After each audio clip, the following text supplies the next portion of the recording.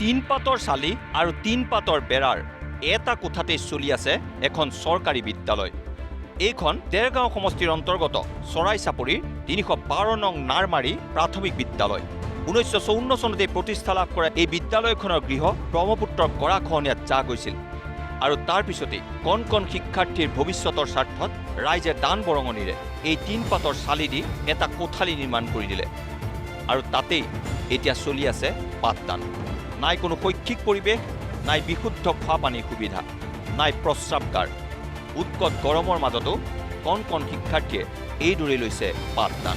ইয়াত প্ৰথম শ্ৰেণীৰ পৰা পঞ্চম শ্ৰেণীলৈকে আছে। চালিৰ ভিতৰতে ধৰক গোটেই সমস্ত শ্ৰেণীসমূহ আমি চলাই নিবলগীয়া হৈছে। আগৰ যিটো বিল্ডিং আছিলে সেইটো আন্তঃগাঁথনি সম্পূৰ্ণ ভাল আছিলে, তাত পৰিৱেশটো ভাল আছিলে। যেতিয়া নদীয়ে লৈ গ'ল তাৰপিছত আমি ইয়াত এইকণ ঠাই আমি নতুনকৈ আমাক মানুহ এজনে দান দিছিলে। বহুত পঢ়াৰ সুবিধা হৈছে, বহুত গৰমৰ সুবিধা হৈছে। বিল্ডিং এটা দিব লাগে চৰকাৰৰ ফালৰ পৰা। সেই অভিভাৱকসকলৰ কাটৰ আহ্বান শিক্ষামন্ত্ৰী আৰু মুখ্যমন্ত্ৰীলৈ।